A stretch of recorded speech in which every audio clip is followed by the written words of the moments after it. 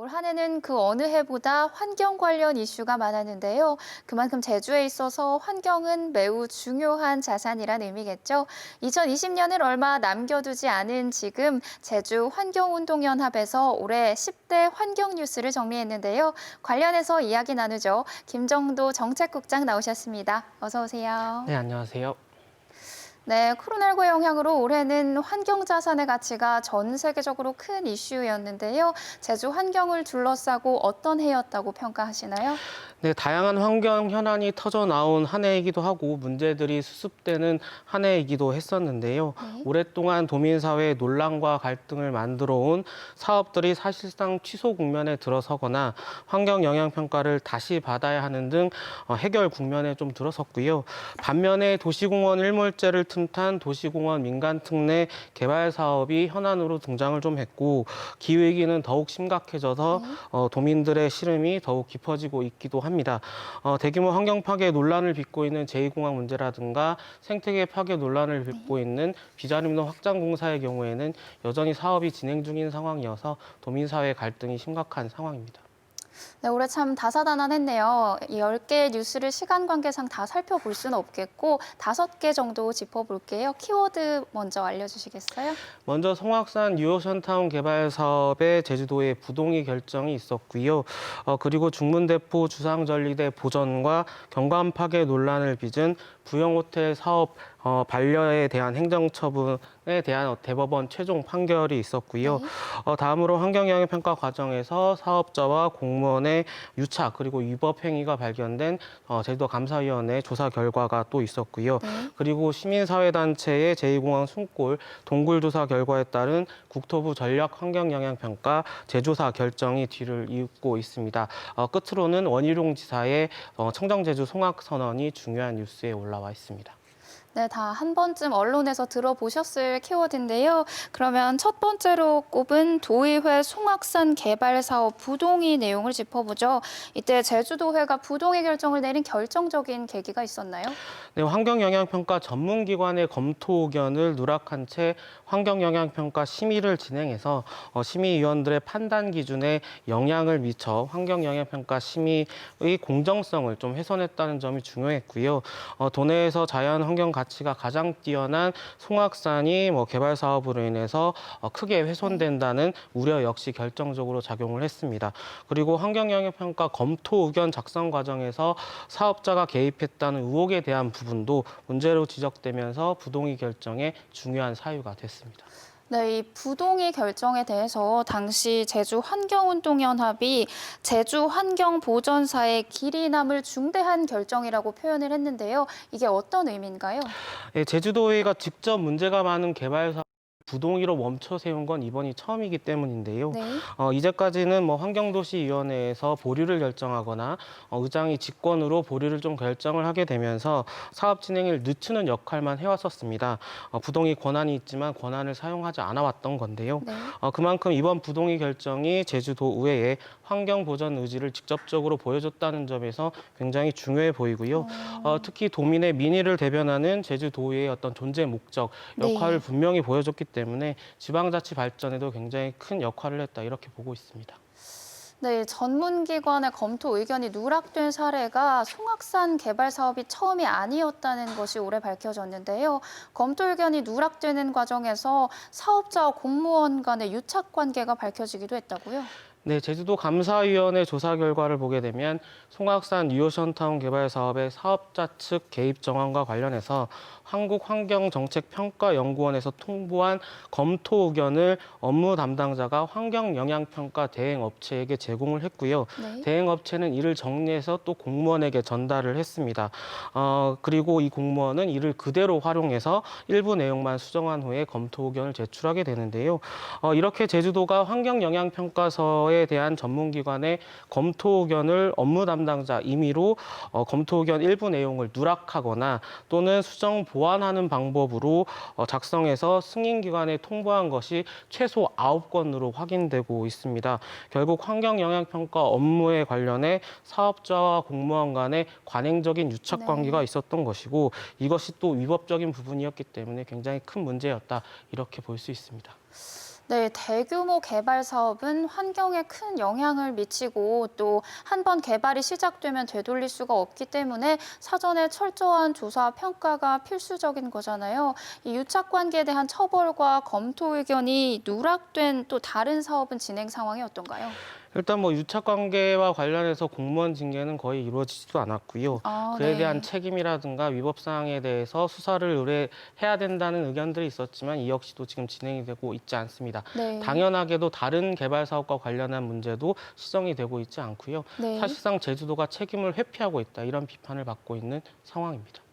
과연 도민들이 이런 조치에 대해서 얼마나 이렇게 동의를 할지 모르겠네요. 세 번째 뉴스로 부영 호텔 사업과 관련한 대법원 판결 살펴보죠. 참 의미가 있는 판결이었어요. 네, 지난 2016년 환경영향평가 협의 내용 변경 절차 위반 등이 드러나면서 사업이 반려되었던 중문관광단지 부영호텔 개발 사업과 관련해 부영그룹 측이 제주도에 행정소송을 제기했었고요. 네. 이 소송에 대해서 대법원이 최종 판결을 내렸습니다. 대법원은 제주도가 건축허가 신청을 반려할 만큼 절차 위반 사항이 명확하고 중대한 공익상의 필요가 인정된다면서 부영그룹의 잘못을 인정을 했는데요. 자세히 보게 되면 환경영향평가법의 규정 취지가 주민들에게 환경 침해가 발생하지 않고 쾌적한 환경에서 생활할 수 있는 개별적 이익을 보호한다는 데 있는데 부영그룹이 이를 침해했기 때문에 굉장히 큰 문제가 있다, 이렇게 판결을 했습니다. 네, 요약을 하자면 주민들의 환경권이 이 개발 사업보다 우선한다는 건데요. 다른 사업들에도 영향을 미치지 않을까 싶네요. 네 번째 뉴스는 제2공항과 관련된 소식입니다. 요지부동이었던 국토부가 전략 환경 영향평가 재조사 결정을 내린 건데 현재 진행 상황과 또 재조사가 제2공항 건설에 어떤 영향을 미칠지 한번 짚어주시겠어요? 지금도 전략 환경 영향평가 관련해서는 결정이 난 부분이 없고요. 네. 이렇게 된 이유는 지난 4월에 시민사회단체가 동굴조사와 숨골조사를 하게 되면서 새로운 동굴과 숨골을 발견했기 때문입니다. 이때 발견된 동굴은 한 곳, 그리고 숨골은 75곳이 발견이 됐고요. 75곳이요. 네, 특히 동굴 같은 경우에는 칠랑괴라는 동굴이 발견됐는데 네. 국토부 조사 결과에서는 밝혀지지 않았던 곳이기도 합니다. 어, 그리고 국토부는 숨골과 관련해서는 8곳만 있다고 했었는데 네. 두 차례의 조사 결과 136곳이 좀 발견이 됐습니다. 어, 뭐 이렇게 되면서 사실상 조사가 거짓과 부실로 네. 좀 점철되었다, 이런 비판을 받았었고요. 그리고 이 송산 지역 같은 경우에는 용암동굴이나 숨골이 굉장히 많은 곳으로 알려져 있기 때문에 이런 네. 부분을 환경부가 검토했고 국토부가 받아들이면서 전략환경영향평가 재조사까지 이어지게 되었습니다. 최근 김해 신공항 건설이 무산되면서 제2공항 건설을 둘러싼 찬반 입장이 더 팽팽하게 맞서고 있는데요. 제2강정 사태가 발생하지 않도록 완만한 합의점이 마련됐으면 좋겠습니다. 이 마지막 뉴스 키워드는 원희룡 도지사의 송악선언입니다. 꼽은 이유부터 들어볼게요. 네, 아무래도 원희룡 지사 취임 이후로 청정과 공존이라는 정책 구호는 있어 왔지만 이에 대한 이행이라는 부분에 있어서는 비판을 많이 받아왔었는데요. 특히 난개발과 대규모 환경 파괴가 우려되는 개발 사업에 대해서 제주도가 특별한 입장을 밝히지 않거나 오히려 동조하는 모습을 밝혀온 것도 사실입니다. 이런 과정에서 도민사회의 갈등이 굉장히 크게 증폭이 되어 왔고요. 이는 단순히 돈의 문제뿐만이 아니라 도해까지 확대되는 모습도 보여왔습니다. 이런 와중에 송악선언이 발표된 것이고요. 그간 난개발로 홍역을 치러온 제주도의 어떤 반전의 계기가 된 점에서, 그리고 이에 대한 실행 계획이 발표되고 있다는 점에서 아무래도 중요한 환경 뉴스로 꼽을 수 있었던 것 같습니다. 원 지사가 송악 선언을 한 지 지금 한 달하고도 약 2주가량이 지났는데 어떤가요? 잘 실천이 되고 있나요? 선언 이후로 총 4차례에 걸친 실행 계획이 발표가 되었는데요. 송악 선언 세부 실행 계획 1호 같은 경우에는 송악산을 문화재로 지정하겠다는 것이었고요. 2호는 제주동물 테마파크 개발 사업은 주민 동의 없이 실행하지 않겠다. 네. 그리고 3호는 오라관광단지 개발 사업은 획기적인 변화가 없는 한 진행하지 않는다. 4호는 부영호텔 개발을 하지 않겠다. 이런 내용인데요. 1호부터 4호까지 중에 눈에 띄는 것은 송악산을 문화재로 지정하는 네. 것 정도이고, 나머지는 사실상 이제까지 그 선언 이전에도 유예했던 부분들이었기 때문에 크게 달라진 것은 없다고 보여지긴 하는데요. 다만 확실하게 언론에 좀 밝히고 이런저런 점을 못 박았다는 점에서는 굉장히 중요한 부분이 있다고 생각을 합니다. 그리고 뭐 긍정적인 부분도 있다고 보고요. 아직 세부 실행 계획에 대한 구체적인 부분들은 이루어지지 않고 있기 때문에 이를 명확하게 판단하거나 평가하기는 아직 어렵긴 하지만 도민의 한 사람으로서는 이번에 나온 계획들이 좀 제대로 이행되고 난개발이 멈춰지는 계기가 되기를 바라고 있습니다. 네, 앞서서도 말씀을 드렸습니다마는 이 올해 코로나 팬데믹을 경험하면서 전 세계적으로 환경 보존에 대한 열망이 상당히 커졌는데요. 제주의 환경 자산이 앞으로 어떻게 보존돼야 된다고 보시나요?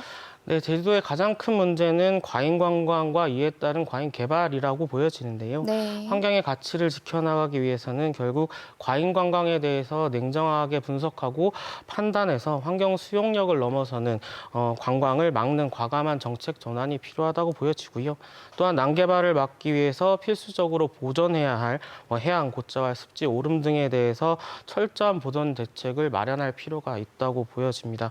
단순히 경제라든가 사유재산 침해 문제로만 문제를 국한해서 볼 것이 아니라 제주도의 환경 상황이 매우 좋지 않고 기후위기가 점점 심각해진다는 점을 좀 명심하고 판단해 줬으면 하는 바람이 있습니다. 네, 한쪽에는 개발, 한쪽에는 보전의 저울을 쥐고 있는 제주도가 앞으로 어떤 행정을 펼쳤으면 좋겠는지 간단하게 한 말씀 부탁드릴게요. 네, 최소한 법과 조례와 그리고 절차를 최대한 준수하는 형태로 진행이 되었으면 하는데요. 이제까지는 뭐 관행이라는 이름으로, 관례라는 이름으로 문제를 일으킨 경우가 굉장히 많았기 때문입니다. 네. 그리고 환경 보전에 대해서 보다 확실한 의지 표명을 해주는 게 중요할 거라고 네. 보여지는데요. 원희룡 지사의 송악선언을 좀 제대로 이행하는 모습을 좀 보여주셨으면 하는 바람이 큽니다. 네, 오늘 짚어주신 올해 환경 뉴스들이 내년에 환경 관련 정책을 펴는데 큰 영향을 미치지 않을까 생각이 되는데요. 코로나19 시대에 우리에게 필요한 환경 정책이 무엇인지 제주도가 심사숙고해주길 기대합니다. 오늘 얘기 여기서 마무리 짓죠. 감사합니다. 네, 감사합니다.